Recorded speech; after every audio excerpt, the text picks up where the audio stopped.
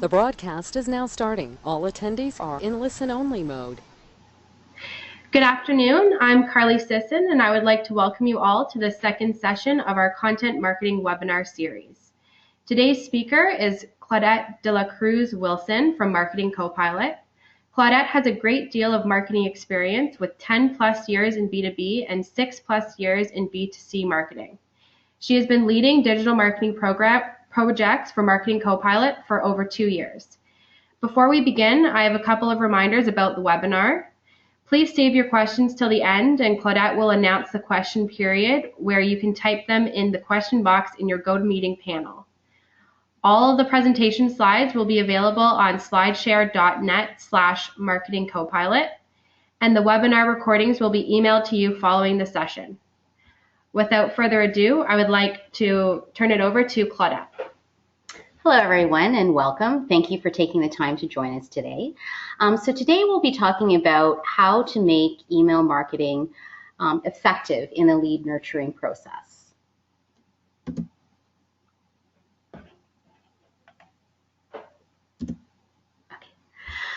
So for the agenda, what we're going to do first is talk about how Castle impacts your email marketing program. Next, we'll talk about how an email marketing program can potentially fit into and enhance your sales process, as well as how to improve engagement with people you already know and increase your sales ready leads, and how to use your email to nurture those leads throughout the entire sales process. Okay, so first we get into talking about and exploring what the goal of your email marketing is. So typically it's either that you want to communicate something, you want to offer something to someone, you want to sell something, or you want to get someone to click through to your website, you want to start a relationship or evolve a relationship. And maybe what you can do is maybe jot down what the goal of your current email marketing program is. Okay, so actually the goal of email marketing is not necessarily to persuade. It's more about getting someone to discover. So say, for example, when you send an email, what you'd like them to say to themselves is, hey, actually I do have a problem and I think there's solutions out there. The next step is to educate them. And that's where they say to themselves, these are services or products that can potentially help me. The last step is to actually help them solve the problem. So present them with a solution to their problem. Once you go through all of these steps, so discover, educate, and solve, and bring your readers through this, this will actually result in better email marketing, i.e. better conversions. Okay, so here are some very key stats with regards to email marketing. The ROI on email marketing is typically, the returns are $44 for every dollar spent, which results in an ROI which is over 4,300%. So if you compare that to the ROI on any of your other marketing initiatives, it's very high. But we'll get into a little more stats later on. With regards to the top email performers, what we've found is they actually spend a lot more time on strategy as opposed to execution. And what we mean by strategy is they think about their audience and the type of content that resonates with them. They think about the timing. When are they going to send it? How often are they going to send the emails out? And also, depending on, and we'll get into this a little bit further on, also depending on how compartmentalized your lists are, the more specific your lists are, the more specific and tailored you can make your content. Okay. And another key stat is that, companies that use email marketing effectively typically have a very well-defined email policy and protocol in their organization.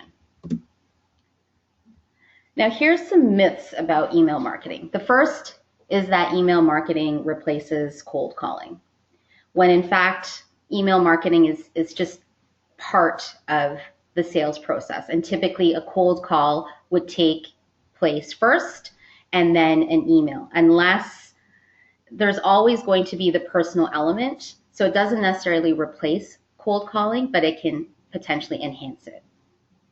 And so that's when we get into the next myth about email marketing by itself being able to generate leads or sales, and that you just need a big list.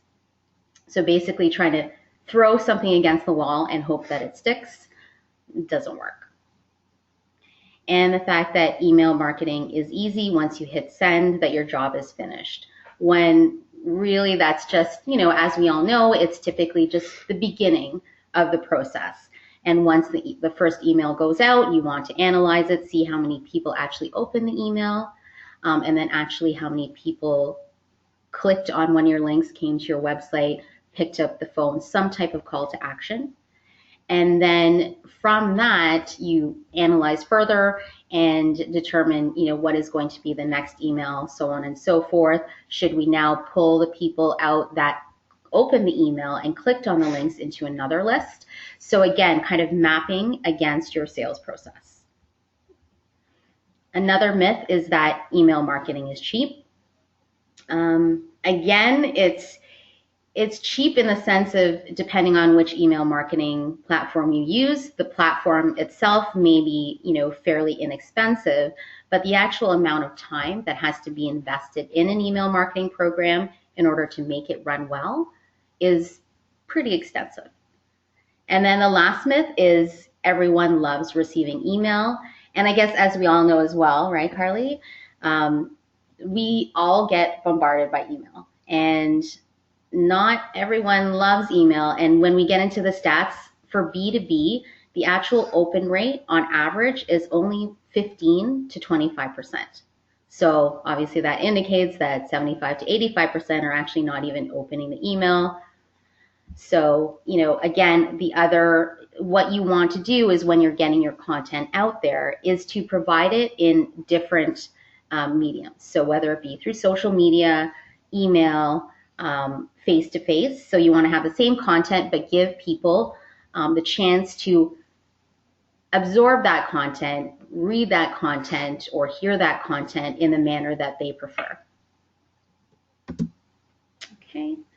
And again, sorry, as I'm going along, please jot down any questions that you may have, and then I can answer them at the end. Okay.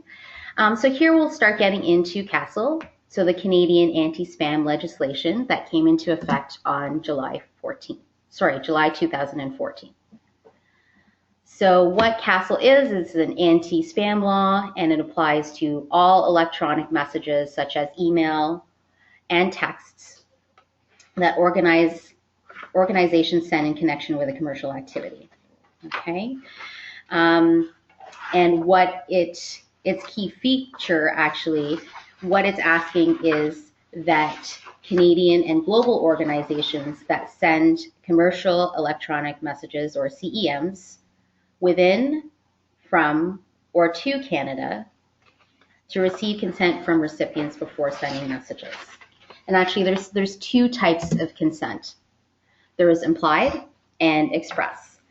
Implied consent applies to those people that you have an existing business relationship with, or an existing non-business relationship with, or their email address was published or provided to you. So say, for example, if a person's email address was, kind of public domain on LinkedIn or any other social media site, then that is what would be considered published, and they would fall under the implied consent category. Another thing I wanted to mention about implied consent is there's actually a time frame associated with that. So if you have an existing business relationship with a particular email recipient, the time starts ticking from the time that the business relationship started. So you have 2 years from the start of that business relationship to get express consent. And express consent requires getting that consent verbally or in writing. And you need to keep a record of this. So you need to keep a record of how you received express consent and when you received express consent. So you can either do this, through your CRM or in your email marketing platform if you use one. And actually, this would be a great time to administer a poll. So we just wanted to see from the audience how many people's organizations actually use an email marketing platform right now. So I'm just gonna, okay, so there's the poll. If you guys can participate, that would be great.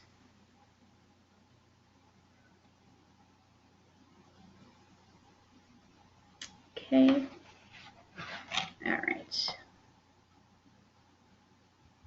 perfect, great. So we have 33% do use an email marketing platform and 67% don't. So next, I'd be interested in finding out if your organization does use an email marketing platform, which one it does use.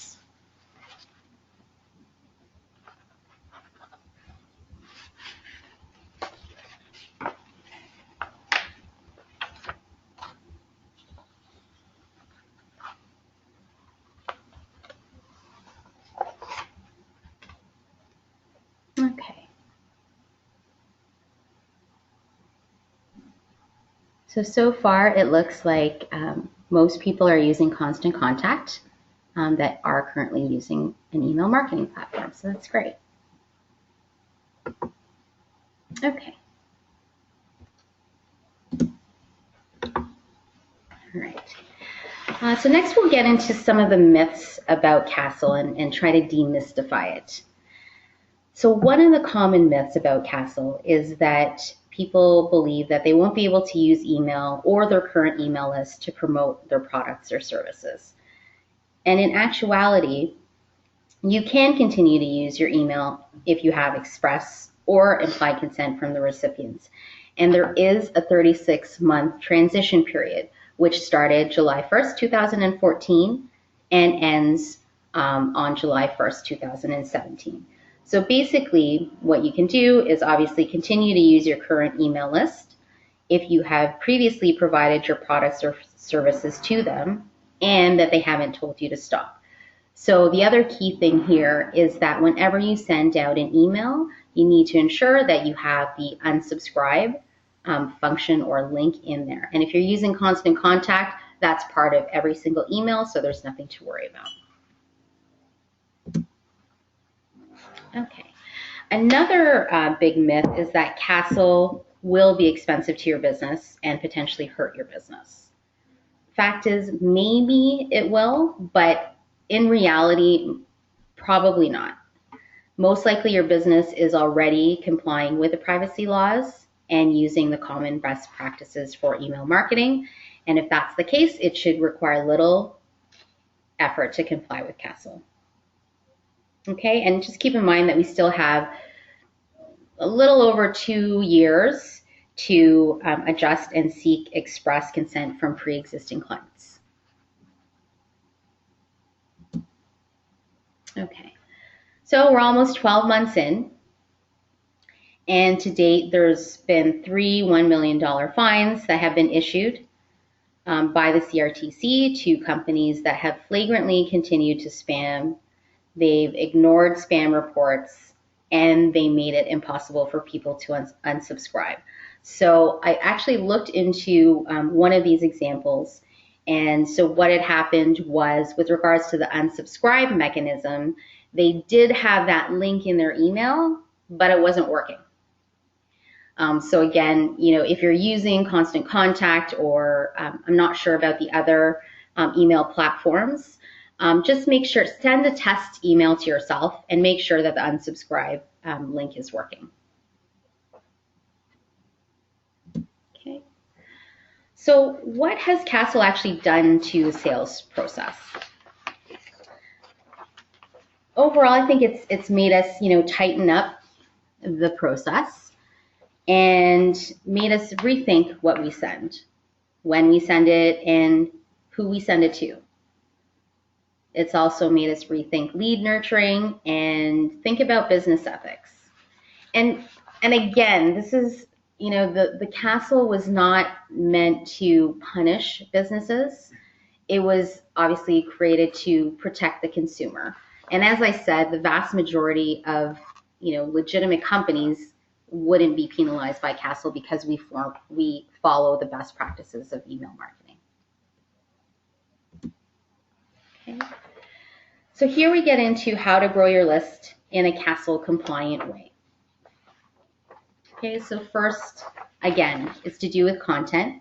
We want to make sure that we're providing value-added content that the reader actually cares about. So it's not just about products, it's about the reader's problems. Another way to grow your list is to have forums throughout your website. So if you have maybe a white paper or a case study or a checklist that people can download, in that form, you can actually put a little checkbox at the end that enables the person to choose whether or not they want to subscribe. You can also send out tweets to join your mailing list. In your email signature, you can actually put something in there to ask people to subscribe. And you can also provide an incentive to join, such as subscribe now and receive this white paper or checklist or this great new article. And then another way is with regards to only email product information or receipts. So that, again, whenever you mail out anything to do with your product or receipts or confirmations, if they haven't already subscribed, you can put in, again, that little button or a link to subscribe to the list. And the key thing to remember, again, is make it really easy for people to unsubscribe. Okay. And then next, just to reinforce the best practices for Castle, the best thing to do is create a policy, if you don't already have one, of how your company is going to interpret and comply with Castle. Again, if you haven't already done so, designate an individual or a team who's going to be responsible for staying up to date on Castle regulations, and also communicating it internally and ensuring that all of the email communications going out comply with Castle. And then also put a process in place to document consent, whether it's express or implied. And this document or this file repository should be stored for the next 24 plus months as Castle unfolds. Actually, it should be for basically for eternity. You have to keep these records on an ongoing basis. Okay. Next, we get into how to improve email engagement. And in essence, you need to follow the 3 C's. You need to have the right kind of content. So again, you need to really know who your prospects are, who your clients are, and what type of content they care about. And what you can do as well is, just kind of think back and think about the types of business emails that you are prone to open, that would make you open. What type of subject line, first of all, would get you to open the email? And then next, what would actually get you to continue reading through that email? So what do you care about? And then put yourself in your prospects and your client's shoes and think about what kind of content they care about. That then will lead to conversion. So whether your conversion point is pulling them to your website or filling out a form on your website or getting them to ask for information, once you determine what that conversion point is, then you can determine whether or not your email marketing is actually driving those conversions, increasing those conversions. And then the last C is consistency. So consistency in messaging, so the format of your messaging. Consistency in timing, so how often do you send it out? Do you send it once a month? Do you typically send it out on the first Monday, the second Monday of the month? So frequency, time of day, the actual day that you send it out, and again, what the actual content and format of that content is. Okay, so next we talk about the difference between communicating and marketing. So when you communicate, an example would be that you would say to John, hey, we got 3 inches of snow today and it's -20 outside. So John's thinking, yeah, that's nice to know. I'll file that info away and maybe give myself some time getting to the next meeting.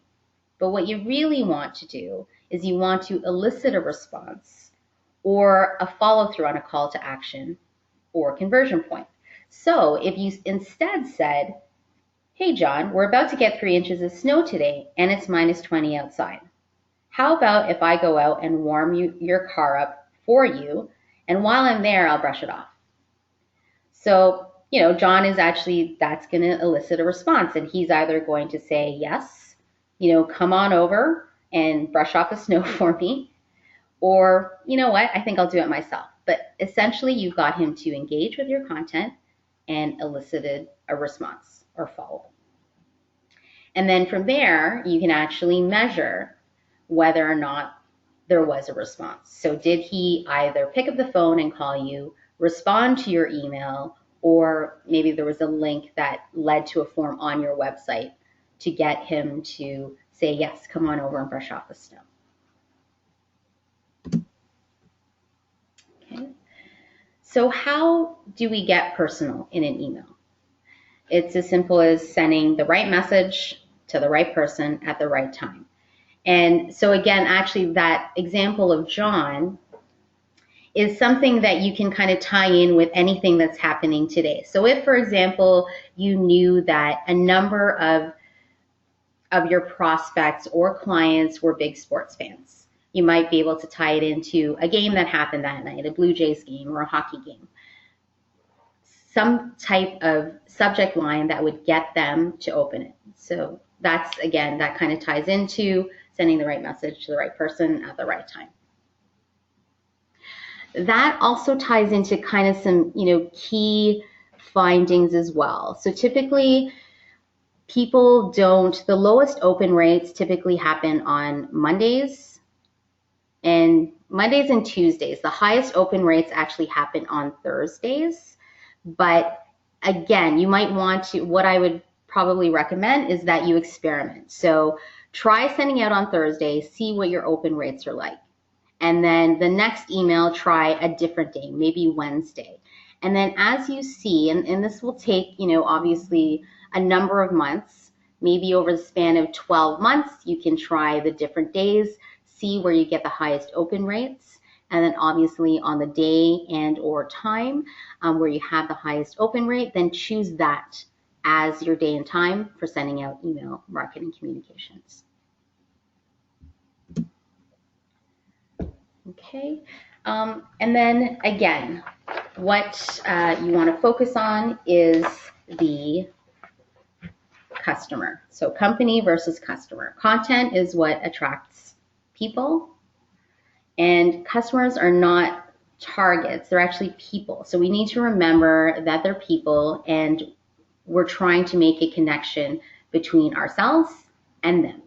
So again, they're not buying from the company, they're buying from us, the sender.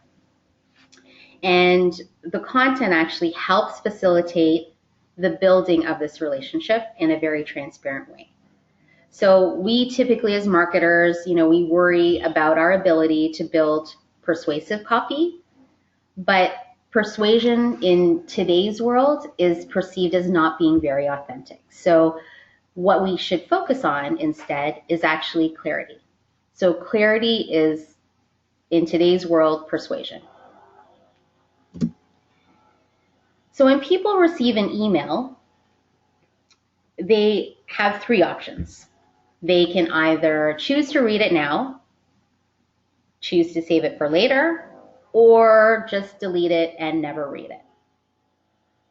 Okay.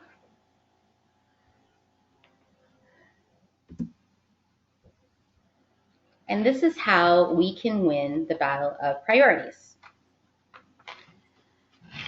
first, people will look at who the email is coming from. So when people, and just think of yourself as you're scanning through your inbox, you first look at, okay, who's this email from?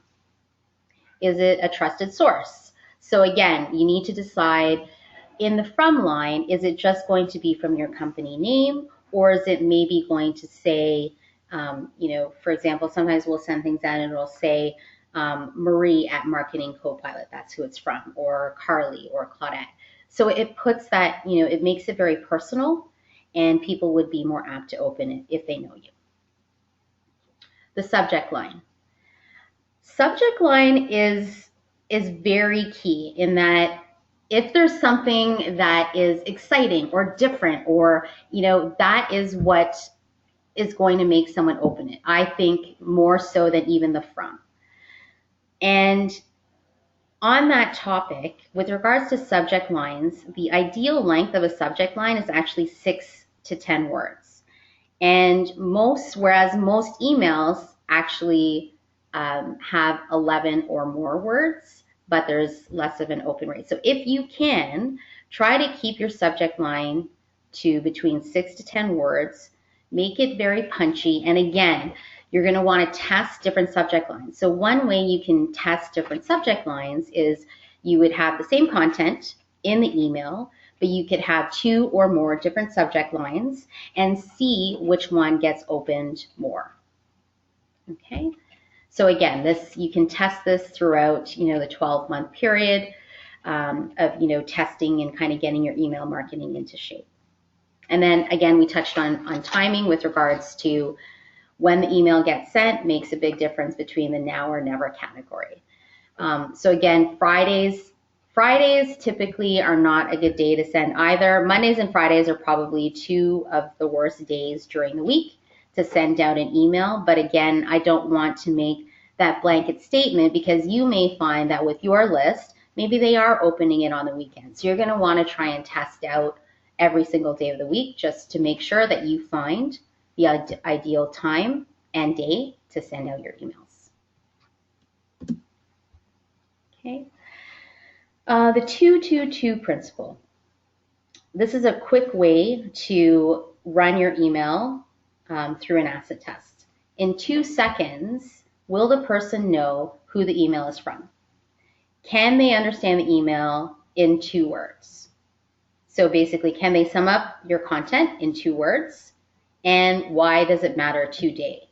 So again, wanting to create that urgency and that, hey, this matters to me, I'm interested, I'm going to open this email, I'm going to read this email, I'm actually going to engage with it, because I'm either going to click on a link or I'm going to perform some other call to action. Okay, so here we start digging into what matters to your buyer. What do they care about? They care about either the benefits of using your product or service, and or the value or the pricing. They also care about the language. So language, how you say things in your email. So are you speaking their language? So whether, say for example, if your product is very technical, do they understand that technical language, or do you have to kind of make it more into like a lay person's format? So again, you really need to know your audience. You need to know and understand what their level of understanding is with regards to your products and services, the technology behind it, and so forth. And then as well as the structure. So you want to make sure that your email is easy to read, that it's not too copy intensive. Let's remember that people don't have a lot of time to read your emails. You have at the most maybe a minute to get your message across, if that. So make it very easy to read. Point form is great. Or even, blocking out different blocks or different sections in your email. But again, the message has to get across instantaneously. The other thing that your buyer does care about is the next step. What do you want me to do? So I've read your email. Now what do you want me to do? Or what should I do? So they need to be guided.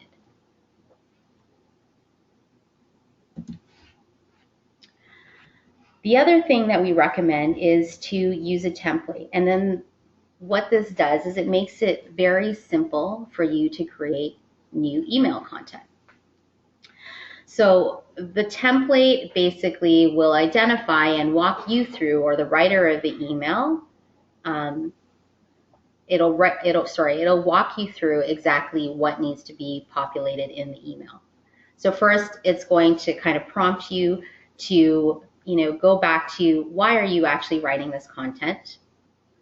What the goal is of this email? What do you want to accomplish? Do you want to get people to read a particular blog post on your site? Do you want them to download something? Do you want them to call you? Do you want to do you want them to attend an event?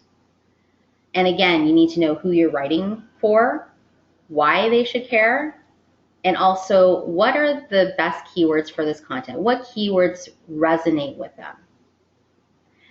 And then obviously in the template, you'll have typically a standard location where you'll insert links. So that's for other links if you want them to come to your website. But then there might also be other links within your content.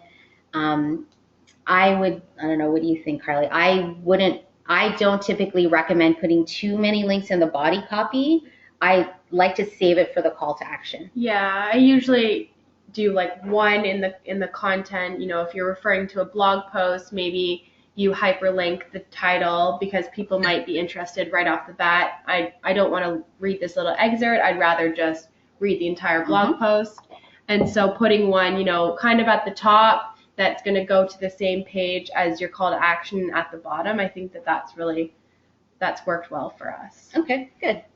Yeah, and actually that's a great example that Carly was talking about. So if you have a blog post that you've just published on your site, it's a great practice to send out an email to your list with just a brief excerpt. So the highlights about the blog post. This way, it's a teaser, right? You're telling them, hey, this is what this is about. This is why you should care. So for example, it might be how to save money in your marketing budget through the use of email marketing. Find out how. And then it would pull them to the blog post. They would read more. And again, so you're putting the control in the reader's hands. You're letting them decide whether or not it matters to them. And if it does, then they can read further. So they'll also appreciate the fact that you haven't wasted their time because it's very quick. It's to the point. They get it. They can, make a decision on the spot within, 30 seconds or less as to whether or not they want to read more or engage or what have you.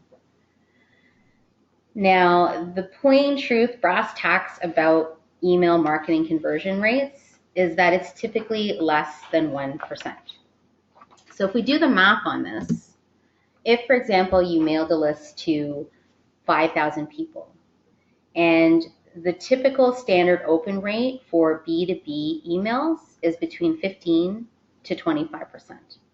Okay? So of those 5,000 people, assuming on the higher end, 1,000 people would open it. And then of those 1,000 people, 15% will actually perform the call to action or click through to your website. And then so the 15%, which is 150, they may end up on your website. And then of those 150 people from the original 5,000, less than 1% will convert based on the next step. So that's 1.5 people. So we just really need to keep that in mind, that obviously it's a very wide funnel at the top, and then as they go through the process, it becomes narrower and narrower. But the key thing is don't be discouraged by this, right? The more people that come to your website, the more chances you have of actually converting them, turning them into a lead, potentially converting them into a client. We just need to continue with the content that works. So, if this content is driving people to the site, then that's great. And we just have to keep in mind that the conversion rate is low. So if you're pulling people to your site, 15 to 25%, to your site, then you're doing a great job, and just continue on with that type of content. Okay. So there's an old way for sales engagement, and then there's the new way. And as you'll see, the old way was inverted. So there's a lot of people, we spend a lot of time and a lot of money trying to find prospects. And then we spend a little less money converting them and very little on keeping them. But the new way of doing things is actually much more effective.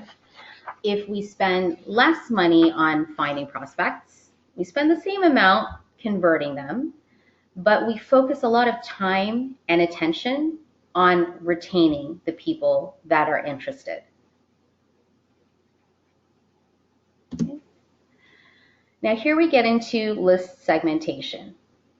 So what you would do if you haven't already done so is segment your list. So you really need to know who, for example, are raving fans of you and your company. You put them into one bucket. And then you put your customers or members into another bucket. In a third bucket, you would put prospects. And then, for example, in another bucket, you would put those who you're not so sure whether or not they're prospects. They're kind of neutral, on the fence, but you still want to identify them because obviously you'd like to keep moving people from one list to the next, obviously, to try your aim getting them to go into the customers/members bucket. And then you also need to identify those who are disinterested. So, that could mean people that have never opened your emails. So if you maybe look back at your emails and look at the stats, right? And you see that this group of people have never opened an email in, I don't know, maybe a year. So depending on how many people kind of fall into that list, you may want to layer on maybe a telephone campaign. So you might want to reach out to them and first of all confirm that we have the right email address. And if we do, again, it's a way for us to start a conversation with them and let them know that we're paying attention. We notice that you haven't been opening our emails. I'm glad that we have the right email address. Is there something else that you're going through or that your company is going through that we can potentially help with? So basically get them to start talking about their business, right? Mm-hmm. Do you have anything to add on that? Yeah, it's interesting. I get notifications from Shoppers Drug Mart, and I find that every once in a while, I usually just read the subject lines because they typically have pretty detailed subject lines, and so I don't necessarily open the emails. And every once in a while, they send me an email saying, we've missed you, or, mm-hmm. Are you still interested in receiving our emails? Because they want to make sure they even say in the email, you haven't opened our emails in 3 months. Do you want to continue to receive emails? And so, things like that gets me engaged. And I said, oh, no, I do want to continue to receive my emails, but, your subject lines are enough. And so that's why I'm not opening the email. Mm-hmm.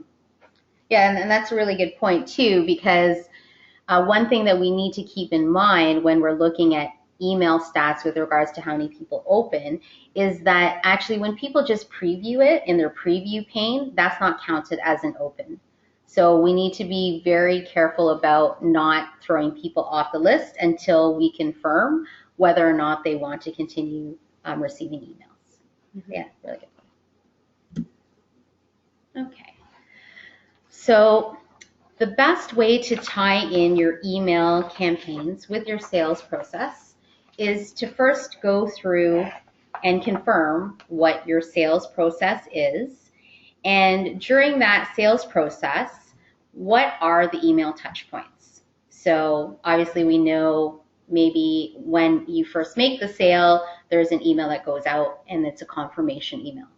Thank you very much for your purchase. Here is your login information or what have you.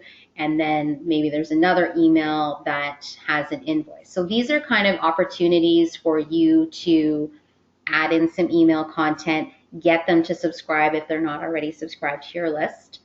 And then, again, if they haven't, as they're going through the buying process and we're trying to qualify them and they're still prospects, we need to tailor the content to that phase that they're in. So if they're still, looking at different products or services and they haven't necessarily decided that they're going to go with your product, we need to keep feeding them information that will kind of help them or propel them through that buying process to get them to actually buy. And that's not necessarily providing them more product information, but it might also, checklists are great. Have you considered when choosing, for example, when choosing a particular product, these are the things that you need to consider in order to ensure that it's the right fit for your company, right? Mm-hmm. Okay. So again, map out the process, and maybe it's a process map where you have the different steps identified in a block, and then at each block you might identify an email is sent, yes or no. If an email is sent, you can start outlining what the content of that email is. Okay. All right. So again, since your sales process is very consistent, you need to ensure that your email marketing is consistent as well. And we need to remember that it's not just one campaign or two campaigns or what have you. It's actually a journey. And that's why I keep on talking about 12 months, because really you need to give yourself at least 12 months to establish, fine-tune your marketing campaign. And over those 12 months, as I mentioned before, you'll always be testing. So you're going to test different subject lines. You're going to test different days that you send, different time of day that you send, the length of content, the format of content, what you're actually pulling them to on your website. Okay, so, and that's why we said at the very beginning that the most successful email campaigns, people who run the most successful email campaigns spend a lot of time on strategy, more so on the strategy itself than the actual campaigns. Because once you have that strategy, that outline of what you're going to send, when you're going to send it, who you're going to send it to, then the rest is just execution, and it's very simple to kind of follow that strategy. And you just basically, you need to keep at it, and don't become impatient. Look at it as, you're progressing. Every single month, you learn from the last campaign, and you take those learnings and you translate them to each of the subsequent campaigns that you send out. Okay, so here we need to ask ourselves what stage you're at in your relationship with your lists. How well do you know these people on your lists? How often do you talk to them? Do they like what you're sending? Do you know if they like what you're sending? Have you ever asked them? So another email idea is even sending out a poll or a link pulling them to a poll as to, hey, do you like what we're sending? Yes or no? If they say no, what don't you like? What do you want to hear about? What are you interested in? And, basically you need to know what are they doing with what you send today. And you'd look at this in all of your email campaigns, right? Are they opening it? If they're opening it, are they clicking on the links? Okay. So just actually going back to how well you know the people on your list, a common mistake that marketers make or people make is that, they'll send a couple of emails asking a very premature question. So it'd be very similar to meeting someone and upon first meeting them, asking them to marry you. So it's a little premature, and we kind of need to keep that analogy in mind when we're sending out our emails. Is it a little too presumptuous of us to propose marriage when we've just met them, right? So again, it's just emphasizing you really need to know who you're sending out your emails to, and that's why it's very important to split up your lists and know very intimately who those people are in each of those lists and what they're interested in hearing about. So are they a new friend? If they're a new friend, you want to make sure that the content's about them. And then you want to test the problems that they might be having. So maybe 1 month you talk about, problem number 1. The next month you touch on another problem. The third month you touch on yet another problem. And then from those 3, you could compare across the board. Did you have different people opening it? Did you have more people opening one versus the other? Did you have more people clicking on one more than the other? And then so from this, what you would see is, okay, so this problem number 2 was actually the most engaging problem. It looks like the people on this particular list relate to problem number 2 the most. So then that will guide your content for your 4th email. So you're going to talk about things that have to do with that problem. Okay. So if they're a new friend, again, you're trying to offer them something to make their job easier. And still, you're working on building up that trust. Are they an old friend? So these people would typically fall into either your clients bucket or your raving fans bucket. So for these people, again, we want to make sure that we don't insult them by talking to them or telling them about something they already know. We can also segment this list by job title. So within that list, you might also make, another sub list from that. So maybe for the presidents and owners of companies, you wouldn't necessarily tell them about, you're not going to tell them things that they already know, such as, I don't know, how to set the company strategy, or basically you would kind of try and see based on their title what they know versus what they don't. And you want to offer something that's unique, that's directly related to already understanding what your company does. Are they a casual acquaintance? If they are, you're still getting to know one another. You have to determine how often they want to hear from you, what they want to hear from you, and try and get a firmer grasp on where they are in the buying process. All right, so now we get into the questions phase. So if you have a question, I would be very happy to hear those questions and answer. So all you have to do is type in your question in the questions box. Okay. Okay. So actually we have a great question with regards to Castle. And if someone provides us with a business card, does that qualify as consent? Yes, it does. And that would actually fall into the implied consent. So what you want to do there is you still want to track. So say, for example, you received the business card at a networking event.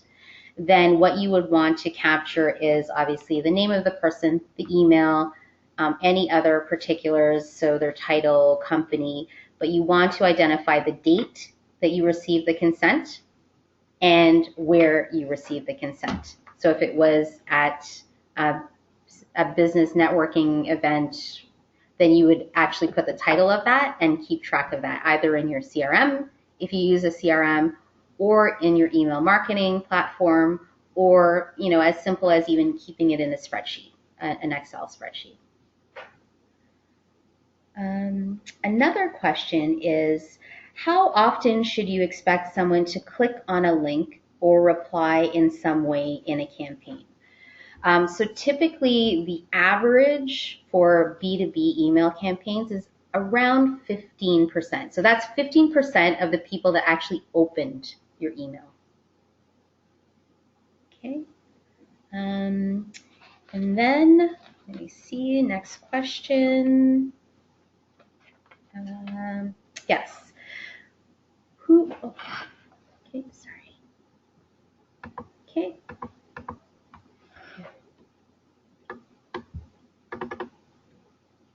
Okay. So Alan is asking, what is the recourse to prevent a spam email if the unsubscribe link does not work?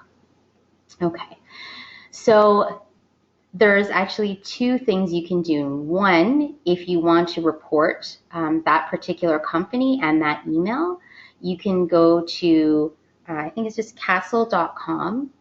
I can provide you with, I can look up that link, Alan, and send that out to you. Or actually, I'll send it to Trish, and she can probably include that when she sends out the webinar link. The other recourse is you can, I don't know. Yeah, I would say if it's not if there's an unsubscribe that's not working, you can either, it depends on, you know, the type of action that you want to take.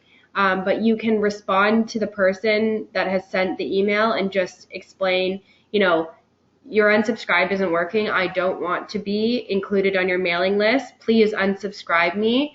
And also, you should look into why your unsubscribe link isn't working, because you should know that under the new rules, this is illegal. Yeah, so you just, yeah, exactly what Carly said. You can just ask them to remove you by responding to that particular email if it's actually a valid email. And if it's not, maybe go to their website and send it to their info @ or customer support @. Again, it depends on how far you'd like to take it. If you'd like to take more of a, you know, just filtering it out, then I typically would mark it as spam. If it's, for me, if it seems like a legitimate company, I'll just mark them as spam, or it really depends on what type of action you'd like to take. Okay. And then another question is, who should, is that the same one? Okay. Who should actually run the email campaigns and monitor them? And the answer to that is, you know, it could be your marketing person or whoever it is that typically delivers marketing communications to your clients. Yeah. Yeah. Any other questions? Okay. Oops. Okay. So if you'd like a copy of this presentation, you can grab it at slideshare.net/Marketing CoPilot. Trish also is going to be sending out a link to this webinar. You can also email us at info@marketingcopilot.com, or you can follow us. And if there are any other questions, again, just email us at info@marketingcopilot.com, and we'd be happy to answer any questions that you may have. Okay. So the next session is actually next Wednesday, May 27th, same time, 12 o'clock. And that's about how to understand Google Analytics to make better content decisions for your web presence. And so Marie is actually going to present that. And we just basically repeated her LinkedIn profile for you. Okay. All right. So thank you so much, everyone, for your time. Thanks for attending. Hope you guys got some key learnings out of this for your email marketing and how to move forward on your strategy and campaigns. Okay. And yeah, so if, like I said, if you want to grab a copy of the presentation, you can either grab it from our website or go to SlideShare, the Marketing CoPilot account. And if you have any questions, just email us at info@marketingcopilot.com. Thanks, everyone.